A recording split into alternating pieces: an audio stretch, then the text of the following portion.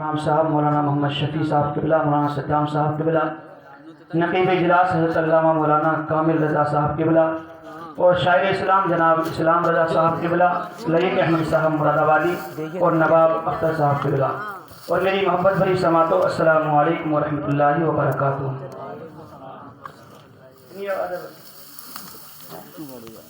سلام کیا تو سلام کا جواب بھی آنا چاہیے۔ وعلیکم السلام ورحمۃ اللہ۔ یا نیکیوں کا رجسٹر بڑھ چکا۔ دوبارہ سلام کرتا ہوں، میری محبتوں کے ساتھ آپ سلام کا جواب دیں۔ السلام علیکم ورحمۃ اللہ وبرکاتہ۔ وعلیکم السلام ورحمۃ اللہ وبرکاتہ۔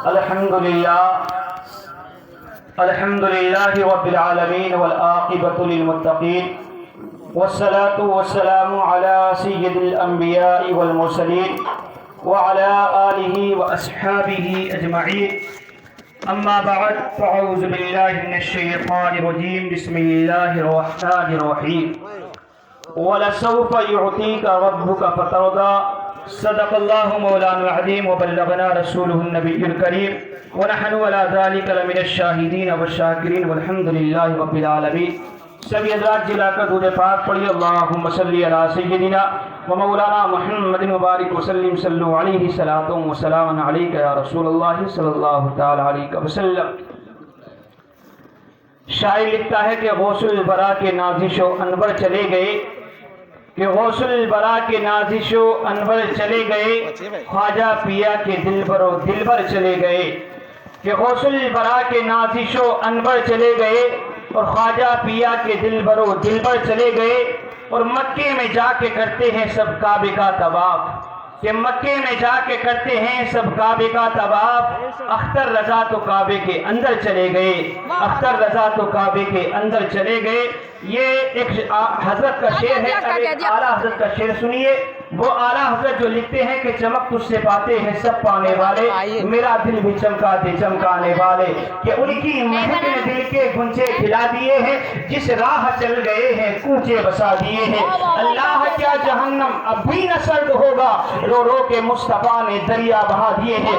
وہ اعلیٰ حضرت ایک شعر لکھتے ہیں جس کے اندر فرماتے ہیں کہ تجھ سے اور جنت سے کیا مطلب وہاں بھی دور ہو، ارے ہم رسول اللہ کے جنت رسول اللہ کی، ہم رسول اللہ کے جنت رسول اللہ کی۔ اور پیارے یاد رکھو کہ جب اعلیٰ حضرت کا قلم اٹھتا ہے، اعلیٰ حضرت جب کوئی شعر لکھتے ہیں، یا تو کسی آیت کا ترجمہ ہوا کرتا ہے یا کسی حدیث کا مفہوم ہوا کرتا ہے۔ اب پیارے تم کہو گے کہ اعلیٰ حضرت نے لکھا ہے کہ تجھ سے اور جنت سے کیا مطلب وہاں بھی دور ہو، ہم رسول اللہ کے جنت رسول اللہ کی۔ اس کا بتانے کا مقصد کیا ہے، تم بتانا کیا چاہتے ہو؟ تو پیارے ہم دنیا والوں کو پیغام دینا چاہتے ہیں، اے دنیا والوں سنو، جس کو ایک نمازی چاہتا ہے اس کو جنت کہا جاتا ہے، جس کو ماں کا فرما بردار چاہتا ہے اس کو جنت کہا جاتا ہے، جس کو ایک قرآن کا قاری چاہتا ہے اس کو جنت کہا جاتا ہے۔ دنیا کے اندر نمازی چاہے تو جنت کو چاہے، حاجی چاہے تو جنت کو چاہے، ماں باپ کا فرما بردار چاہے تو جنت کو چاہے،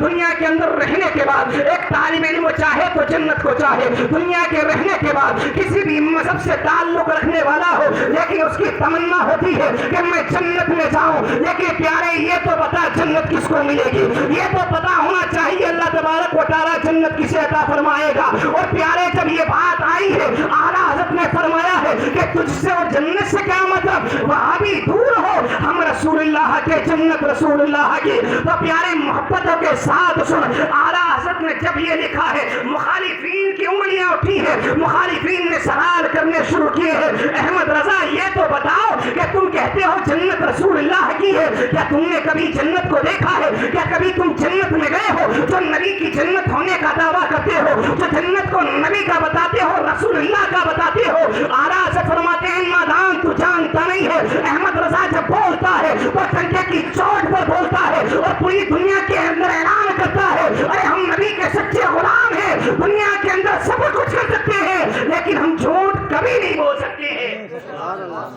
سبحان اللہ سبحان اللہ سبحان اللہ کہنے سے نیکیاں بھی ملتی ہیں، سبحان اللہ کہہ بھی سکتے ہیں لیکن وہ ہے شیطان بیٹھا ہوا ہے کہ سبحان اللہ نہ کہہ دیں، یہ سبحان اللہ نہ کہہ دیں، اس لیے کہ جہاں اللہ اور اس کے رسول کا ذکر ہوتا ہے وہاں صرف انسان ہی نہیں باتیں بلکہ اللہ تبارک و تعالیٰ کی رحمت کے فرشتے بھی آیا کرتے ہیں۔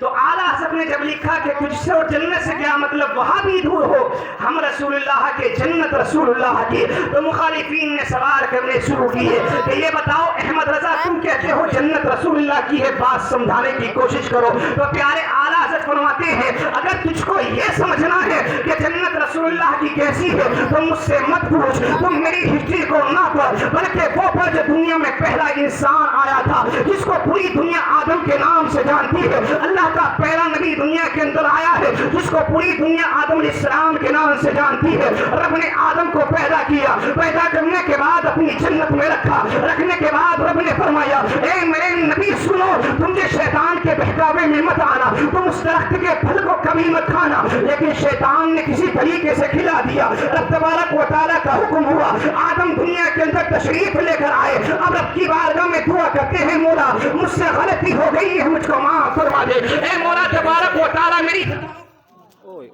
हैंडल मारो